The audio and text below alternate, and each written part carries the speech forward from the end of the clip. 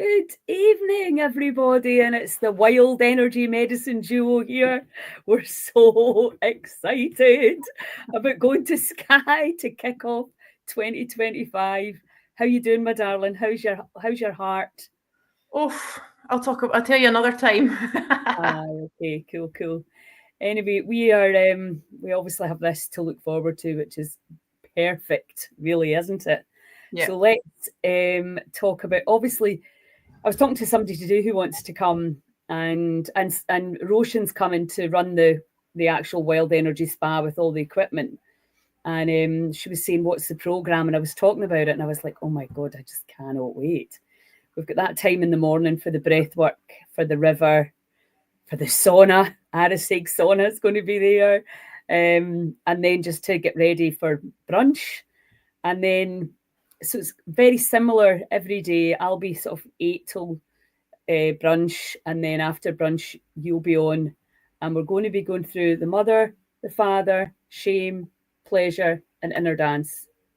So can you give people a little teaser about what this is about? Yes. Oh my God, I actually can't wait. I can't wait. After all this craziness of Christmas already, I'm thinking about just Uh-huh. being there in that on that land, in that place, and going in that freezing cold water, and then in the sauna and just having that amazing food. I'm like just and that total reset, when you just eat too many chocolates and it's like Yes. just that your whole body starts to just feel can't wait. Yes. So what are we doing?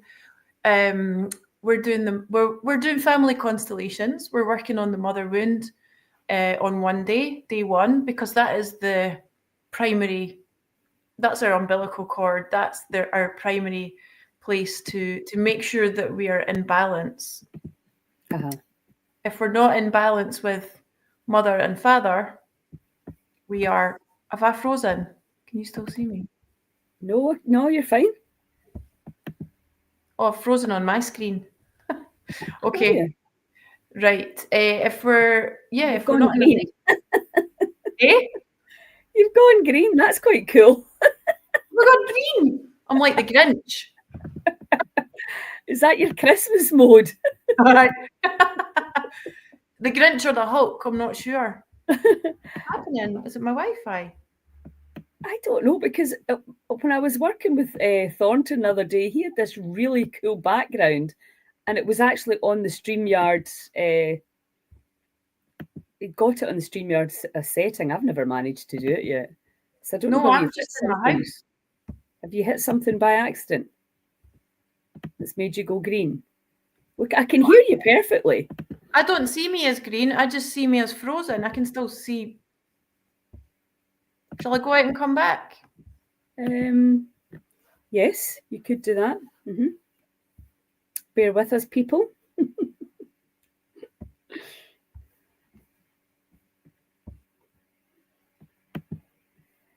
Yeah, so sometimes obviously this happens when I don't know the internet. I don't know about you guys, but my internet's been the same. It's been quite crazy, really slow and buffery. So, but also I think there are buttons you can press on this software and make yourself different colours. But I don't play about with that, because then exactly what would happen, I wouldn't know how to get it back to normal. So yeah, basically we're going to be in Sliggican and Skye starting at 4 o'clock on the 4th of January for a week. And 8 in the morning, we'll be doing breath work, the river if you want to, the sauna, and out a wood fired sauna. And then we'll be having brunch, and then Vida every day will come on at 12 o'clock. Here we go. Oh yeah, she's a normal colour again. Excellent. I don't know what happened. Just froze. Uh-huh. Okay. So talking about the mother Uh-huh. wound is maybe our greatest obstacle, and maybe that's the one we work on the most. And so we will be doing that on day one. And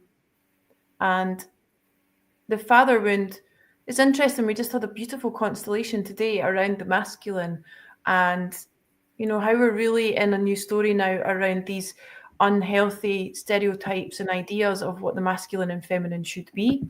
And it's bringing us so much separation or restriction, maybe, is so common around those parts of us, and our relationships with others and what they're representing in terms of the idea of the masculine or the feminine. And it becomes like labels and expectations, and actually, yeah, where's the union of us all being the same in that regard? So we will be looking at the fathers, the absent fathers in all the ways, whether they were physically there and emotionally absent, or parts of the fathers and the grandfathers that and still men today that don't really get to be the fullness of themselves.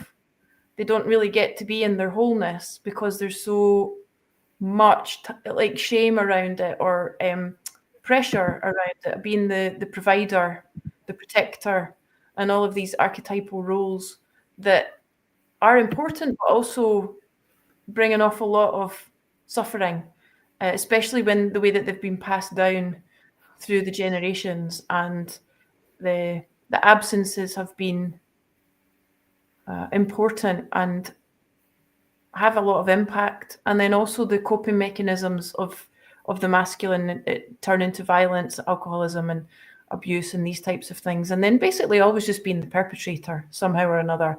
Even if they are a gentle masculine, they're also a perpetrator, because, you know, like there's just, you can't win.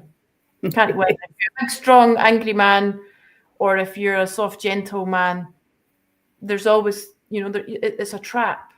And it's time to move through that. And also within us as women, where is that part of us? So we'll be really looking quite deeply at what it is that we carry, even in the unconscious, in our subconscious. What do we unconsciously carry that we are believing should happen in our relationships, should happen in our family systems because of men and women, and labels and expectations. And it's all old, and it has a place. It's not to say that that's all wrong and we want to just throw it out and start something new.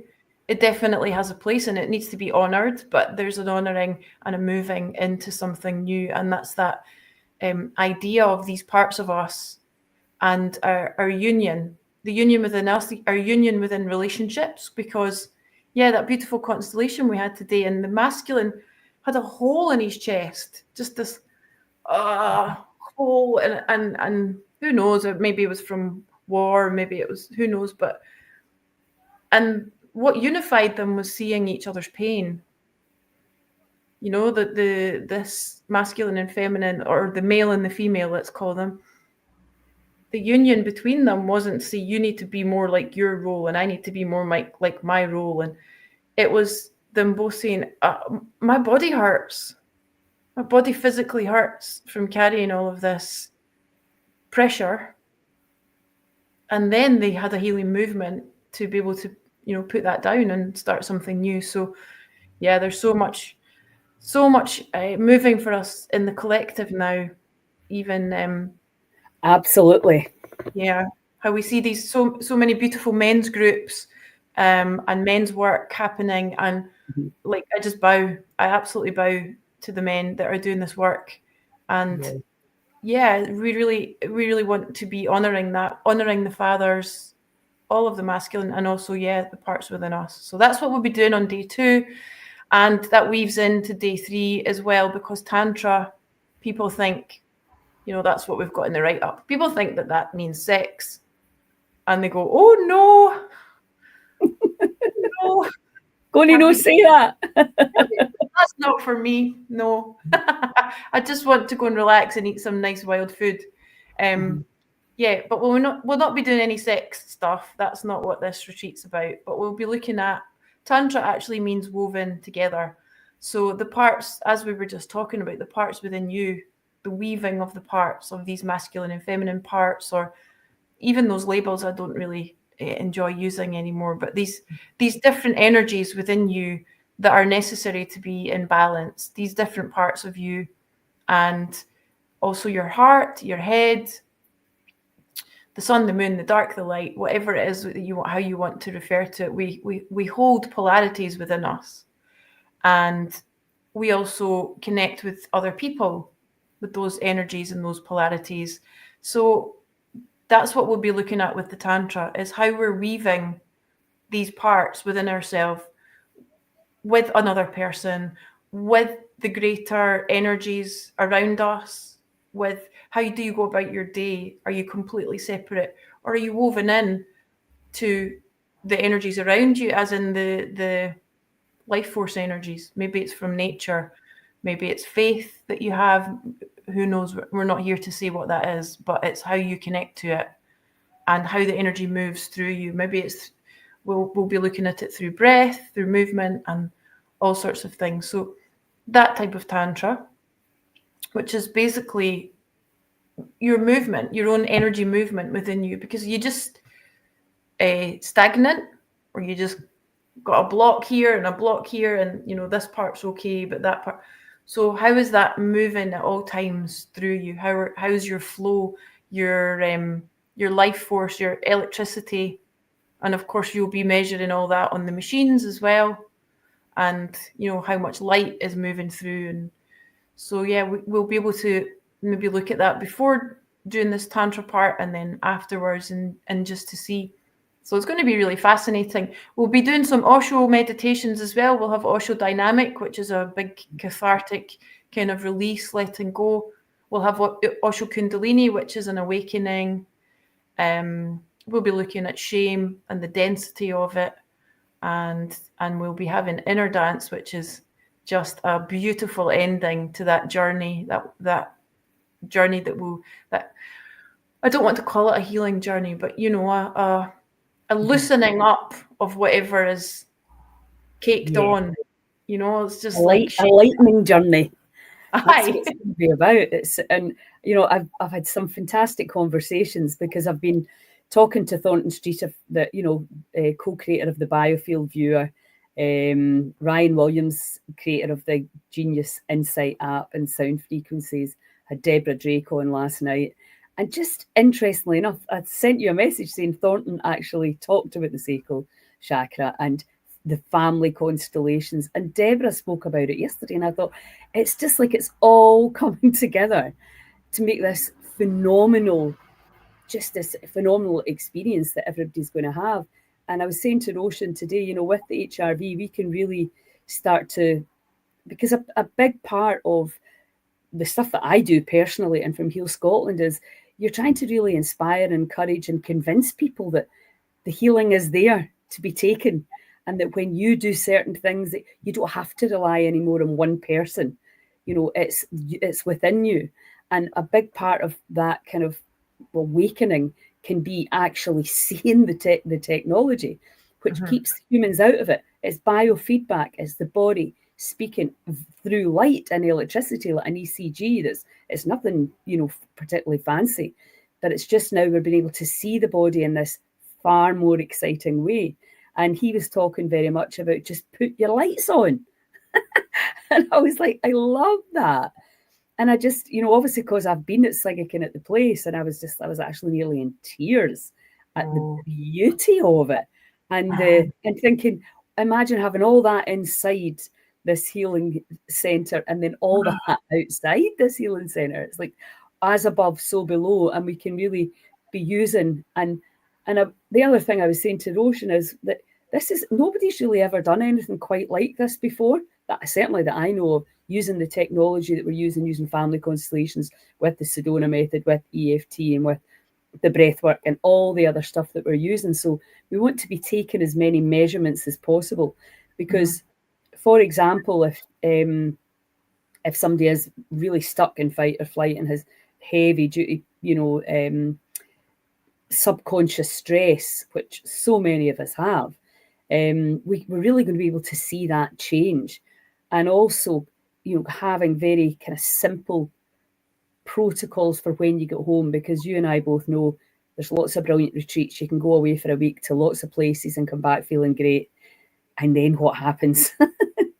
So it really is about creating these communities within the communities. And we've already seen that with the inner dance and the wild medicines and the fasting retreat. You know, people all kind of tribe up. There's definitely a lot of excitement around it, and bringing, obviously, the other huge thing that we're doing that's really making history as well is that we're going to be streaming as much as we can that's not private out to the masses, because we have to get this information out to help people understand what is available for them, because with the burgeoning rates of autoimmune disease that we're witnessing, you know, the way Deborah was saying, if we can take a thorn out the side or a straw off the camel's back, which we know family constellations does, we know the Sedona method does, we know the EFT does, we know that staring at the mountains will help, then we're really giving people these tools. And I mean, you've obviously got lots of stuff, you've got online stuff, there's ways for people that even have no money to do it and to access it and benefit from it. And that's obviously, you know, a passion of ours, that, you know, that should never be a financial state that stops you from healing. Never.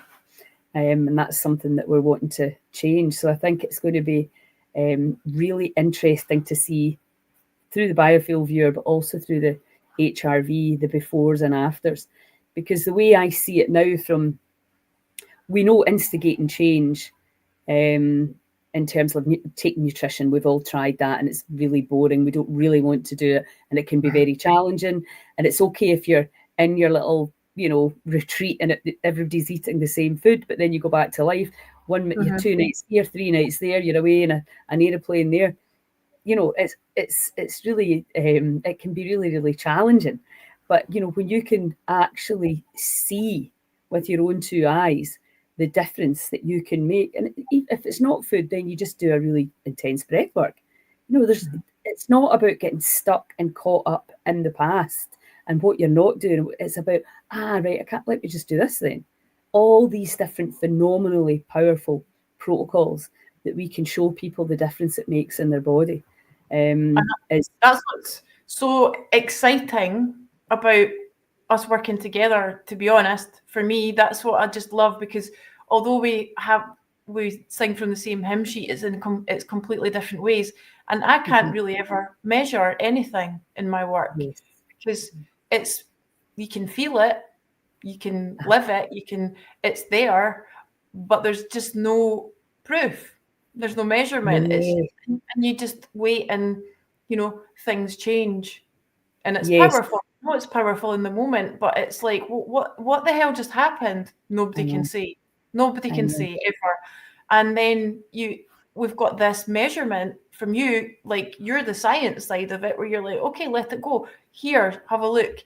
So to merge all of that together, for it to be like science and, if you would call it, spiritual way, I don't like to call it that, but, you know, to explain, it's like that being merged. And now we can actually say, look, nobody's saying come and do this and it's the only way to heal, it's the best way to heal. We're just bringing everything that we've got, putting it on the table and showing with science what we already know, which is that it bloody works, and that everyone has this.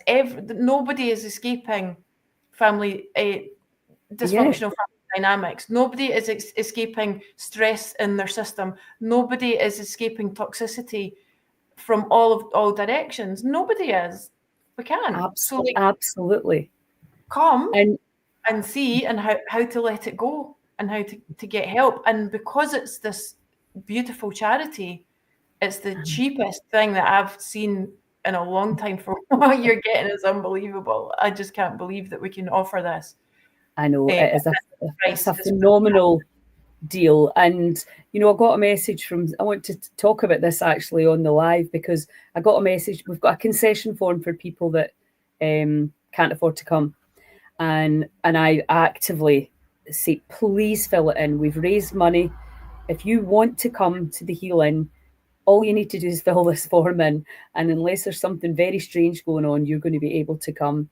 And basically all we really need to know is what it is you're looking for, you know, do you need a wild energy medicine? Do you need the heart expansion? Do you need John's cooking lessons? Do you know? And then we can help you fit, and then we can work out a way to get you there. And do not feel embarrassed, because we've deliberately set this up like this, that we can, well, it's subsidized for everybody, but we can really subsidize it for people who, all we want is the desire, that you have the desire for change and you've got an open mind and you're going to come and make the most of it.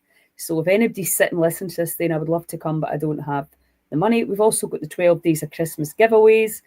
We had the raffle. There's lots of opportunities for people to come for really next to nothing. So please do not hesitate, and don't feel guilty or embarrassed, because in 5 years' time, it might be me that's needing help, or 2 years' time. You know, it's all swings and roundabouts for all of us. You know, asking, and we're very poor at that, is asking for help. I need this. I would love to come. I'm really drawn. So please feel and also free. Don't feel scared. Don't feel scared by any of these opportunities that we have throughout the week, because you don't have to participate in everything. But also the space that we're holding and what we're offering is a beautiful journey through release. It's not through trauma. It's not through anything that you're not going to be capable of doing. It's not through anything that's going to be big and horrible and scary that you might have to face from your past. Or it's very, very well held. We've got a lot of experience, and we're not here to ask people to go and look at stuff that they don't want to look at within them, or revisit traumas with mothers or fathers, or shame or abuse or anything. You will laugh a lot. That is for guaranteed. When you're with us, you're going to have a lot of laughter and fun, because we really do believe in that part of life, laughing. You've got to be doing that, because life is pretty funny, especially right now. And you know, we also work together with Jennifer Main as well with us. Jennifer's actually going to be coming to the healing. She's teaching theta at the end, which is a phenomenal, another tool, really powerful tool that people can come and learn how to use. But we did the goddess gathering, and then so Jennifer went first. I went first, and then Jen, and then you came on, and then I came on after you with the, you know, we're using different ways to let go, because, well, I'll be doing a presentation at the very start to really give people a visual of the energetic side of the body. We also have the biofield viewer so you can see your aura and your chakra system, so that you're understanding the colours and the amount of light, because it is ultimately, the first time I saw you doing the family constellations, I was like, this is letting go. But it goes right round outside of the conscious mind. The conscious mind cannot get involved. Well, it can maybe try to initially, but certainly doesn't work. No, it's so, and I thought that's brilliant, because often I will sit with somebody and I know exactly what they need to let go of, but if they're not willing to go there, then I have to wait, or, you know, and it could take weeks. Whereas with the constellations, it's just like, well, this is happening. It goes right to you. It's just right there. You can't, And I think, you know, if everybody's completely honest, we all absolutely love our families, but where are you going to get charged and triggered, that old word, the most will probably be in your family system.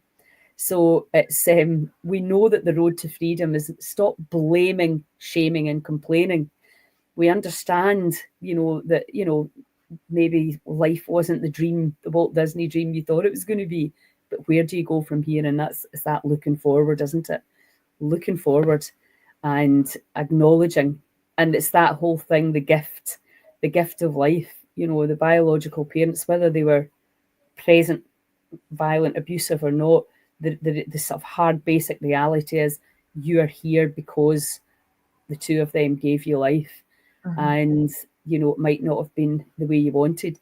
And it's interesting, you know, because my mum and dad were, you know, I look back now and I think, I don't know how they did it with 6 kids. Mm. You know, but you always want to complain about something, you know, if they'd just done this a wee bit differently. And so even when you've had a really, you know, warm, loving, secure upbringing, you still want, what is that about? Why are you not so respectful, you know, of what they've managed to achieve and pull off and not actually killed any of you? The thing is, none of us can, and it's almost not to be dismissive in any way, but somebody could be there with a massive trauma story from their parents or their family system, and someone could have what we would call less of an obvious trauma story.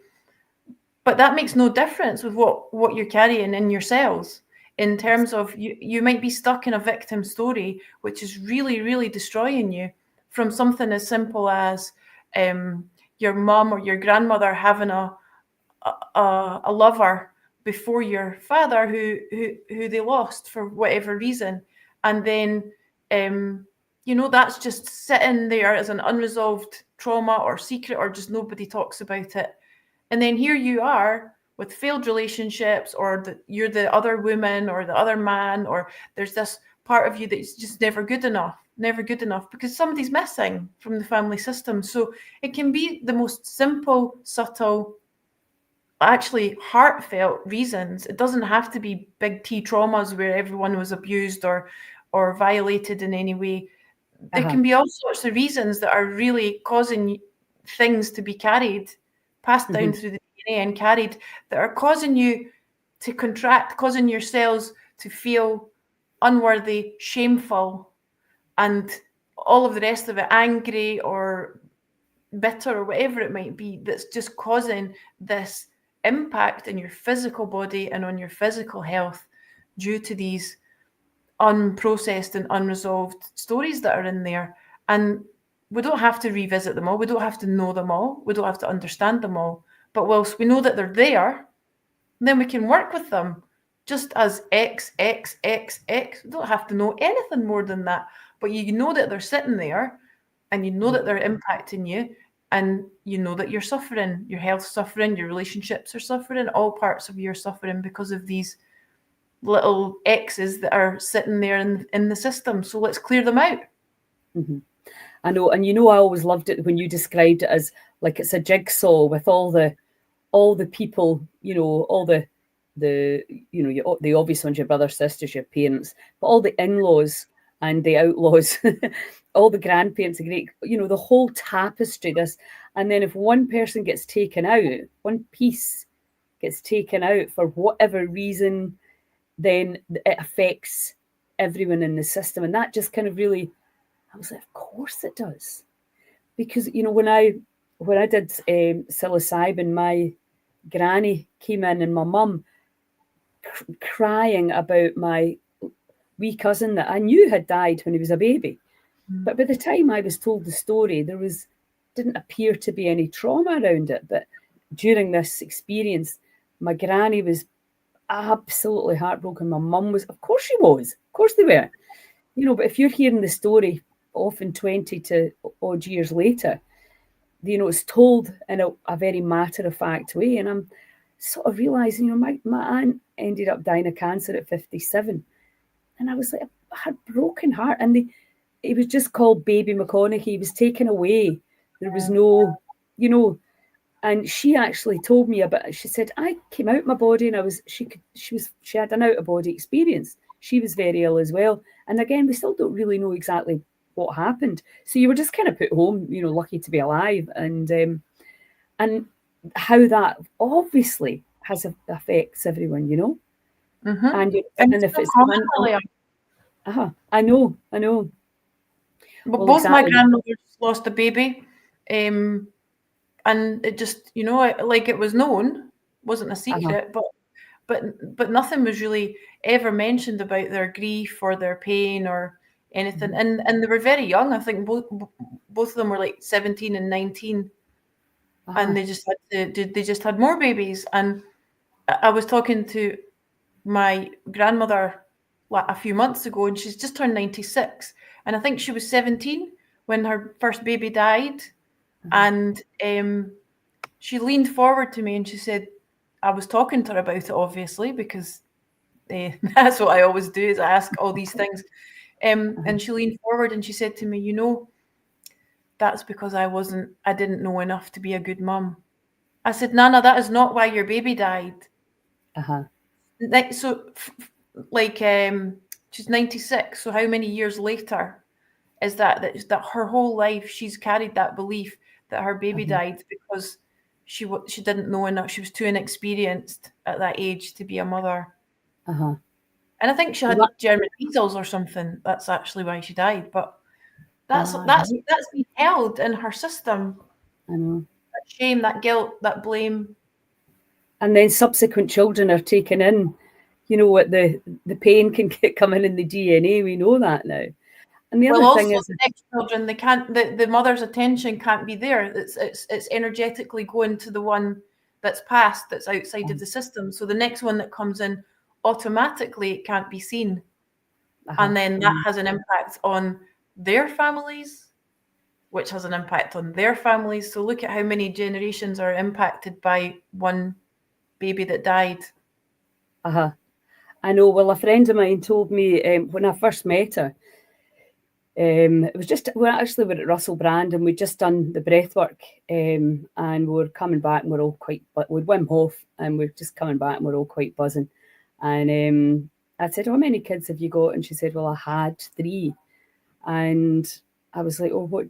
She said, "Well, I lost my son." And so then I just started asking questions, and she said, "Oh, I'm sorry, I don't know why I told you that." And I said, "Well, it's quite a big thing. It's quite." She says, "It must have been the breath work."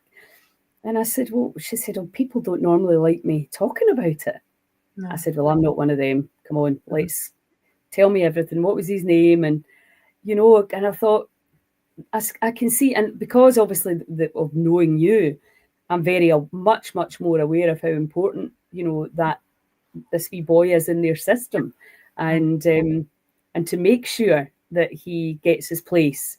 Whereas, so I'm not uncomfortable about it at all. You're just like, bring them all in. Absolutely. And what a shame for, not only have they not got their place, but their soul doesn't have their place, but also they're like then associated with pain and heaviness. So it's not, it's like that. It's just double whammy. Like, one, you're forgotten, or you're remembered with absolute unprocessed grief and don't talk about it. It's like that energy of the it's just impacts everything, and it's really dense and heavy. Yeah, exactly. And especially if it has been something like that sudden, and that, then it's very difficult to remember the good times, especially when it's a young child. And I think just culturally we're pretty crap at dealing with death and grief anyway, aren't we? And lost babies. I mean, if you look at the culture around abortion, miscarriage, stillbirth, even adoption, it's all so shameful. Especially abortion and adoption, it's all very shameful, and the old story of it is, at least. And as a woman, it's very, very, I don't mean as in it, what's your opinion politically or morally. I mean in the system, in the family system, in the physical system, what is happening when there's shame around those topics. And they're really common topics and that are very present today. And how many women carry that secret of, I've had an abortion. Like, that's not just talked about as it should be. It's still so taboo. The same as sex, as I was talking about earlier, the same as death, the same as all these parts of life, parts of our story that are. Oh, now you've frozen. Can you still hear me?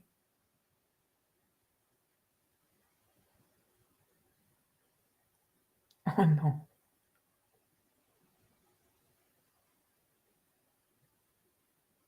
I've got full signal.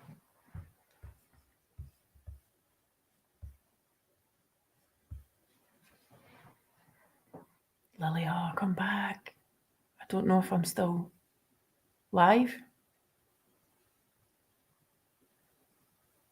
I can't see anything on where I am.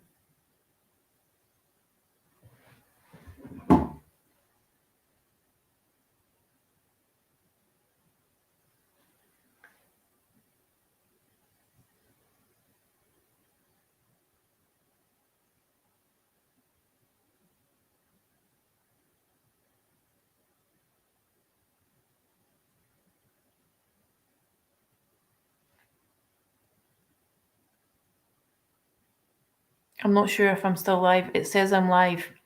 I don't know if it's possible that I can be without Lilia here, but I'm going to just keep talking just in case.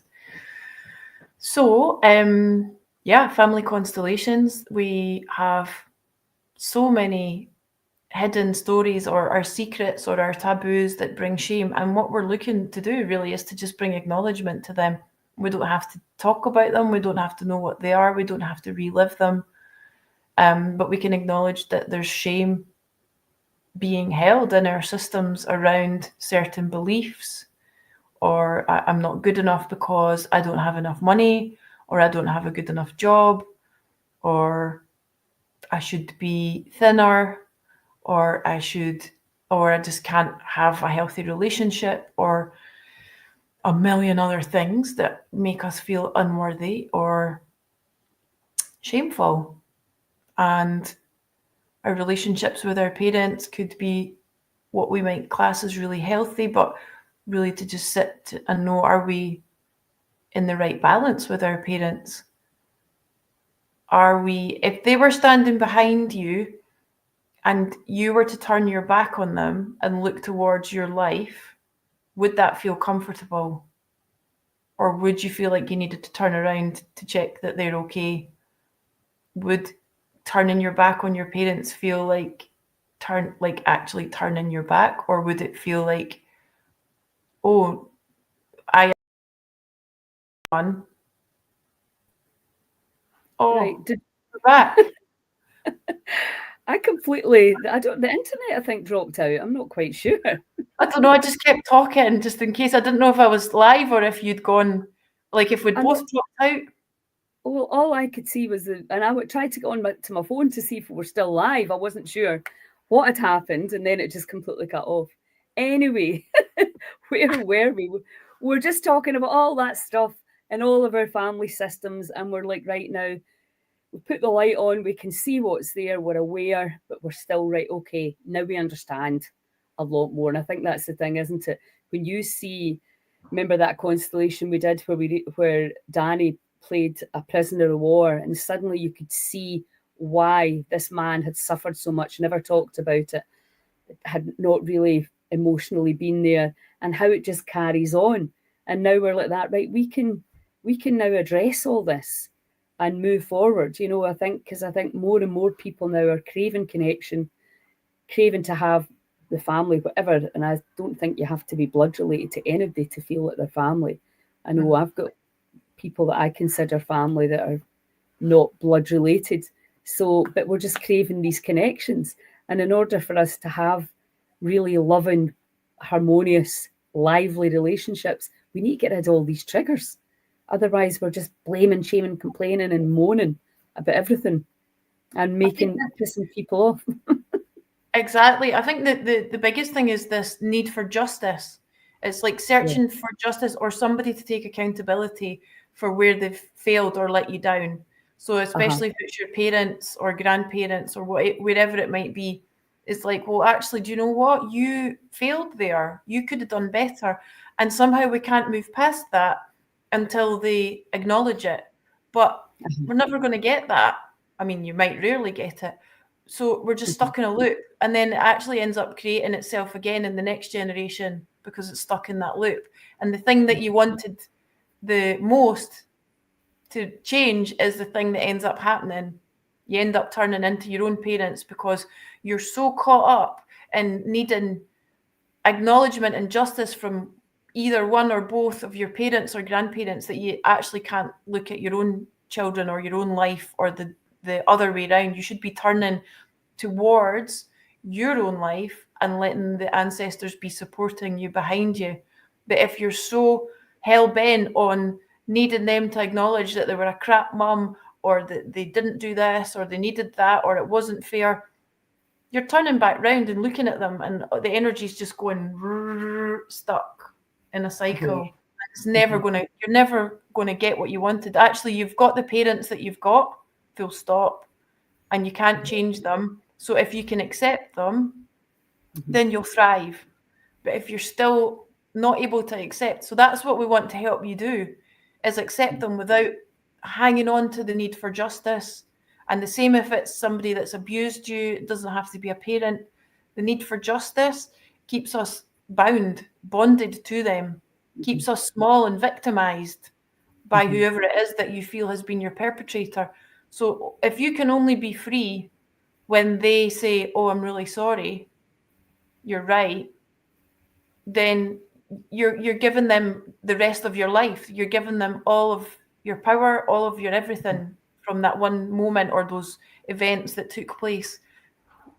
You may as well just keep living them and living them and living them, because you can't be free whilst the idea of justice or injustice is there, because that's just an illusion, really. Well, exactly. And I think, I'll remember when we get the salon broken into, and one of our neighbours in the business said, don't expect justice. There's just no such thing anymore. Even there, it's just tick box exercises between the PF and the lawyers. That there's really no such thing. We understand, I think, energetically, you reap what you sow. And it's as simple as that. And I'm completely happy to hand that over to the big man to sort it all out. Yeah, I mean, the same with the political system, all of these big systems. I mean, if we just sit, it's not to say that we can't be triggered or think that there's a wrong and a right and that kind of thing. But, the energy that we put into it and the way that we respond, the way that impacts our body over these things that are the polarities of this world, and all of them have a place, and we'll never change anything whilst we're just trying to topple it back from one side to the other. Oh, you're right. Oh no, you're wrong. We're right. Okay, now we get what we want, but then other people are going to come and say, hey, but you're wrong, we're right. So it's all subjective. That it's just going to topple, ping pong, ping pong, ping pong. Actually, what we really want is to be in union, regardless of who's right and who's wrong. Is to be able to coexist together with differences.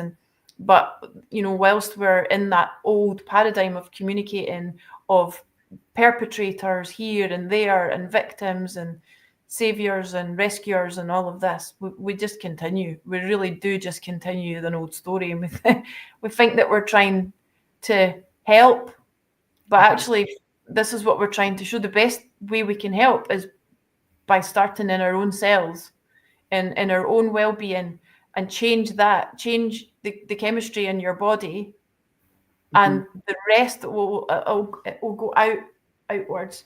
Change all of your bodies, bring harmony to all of your bodies, and when that goes out and that goes out and that goes out, that's how we start to make a change, not by fighting.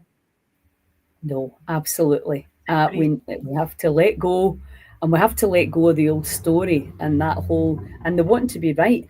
It's because quite often somebody will argue with me because I put something up quite controversial in terms of health, and then I can't even be bothered answering, because I'm not really wanting to convince anybody anymore. And if believe what you want, I have no need to make me right and you wrong.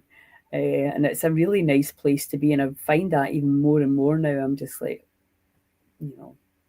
not here to convince everyone. Everybody's doing their best. Everybody's where they're at. And the more you try to control other people's experiences, the more miserable you are. Exactly. I'm here to say, hey, I'm a teacher, I'm a space holder, I'm an event organizer. I'm not here for profiting or anything like that. I'm here actually for community, for us all to be able to be on this journey together, to just share knowledge, wisdom, experience that we've picked up along the way, because we've all got it. We've all got different wisdom and knowledge and experience. I'm not any different to anyone else, and neither are you. So to just be in that community together, saying, here, listen to this. This might help you. Try it. Okie doke. What do you want me to try? I'm up for that. Absolutely. And it's so empowering and exciting to actually understand the level of information that the body carries. I was saying this to Deborah last night. I said, see, when you look into the Quest 9 in particular, you're like, it's a miracle we're all still alive, holding stuff for decades and holding, miasms of your parents' vaccinations. It's quite fascinating. And you think, really, the body is, to say it's a supercomputer is the understatement of the universe. And now that we're moving, we're understanding we can move these brain frequencies up and down, we can expand the chakras, we can get the heart and the brain into coherence, and we can eject DMT at will when we really get good at the breath work. I mean, it's who wouldn't want to know about it? Who doesn't want that, exactly. I know, exactly. So listen, well, we could talk about this all night, and I'm sure we'll have lots of amazing chats. So we've got a few places left in the retreat. Obviously, 4th of January, I understand probably people are spending a lot of money at Christmas, but it's a phenomenal deal at $450 for the week, based on people sharing. It is the most magnificent, spectacular location you're ever likely to be in. We've got a log burner. We ordered all the logs, and the river's just like right there. Beautiful hills. You can go into the valley. You can go up the mountains behind. It is, I was watching a couple of videos I'd made when I was there, and I was like, I can't. John and I are like that. We're like, this is going to be like the best 2 months of our lives. Well, can't wait. So listen, it's fab to see you, and I will see you. Are you coming up on the 3rd? Yeah, fantastic, awesome. I will see you on the 3rd of January. I'll talk to you anyway, but listen, have a wonderful festive and holiday season if I don't talk to you before Christmas, okay? Anybody watching this on replay, if you get any questions at all, if you would like the concession form, just ping me a message, let me know. If you've got any questions that you want answered, fire them into the box, and we'll get round to it. So good night, everyone, and hope to see you in Skye. Thank you, Lilia. Ciao, ciao.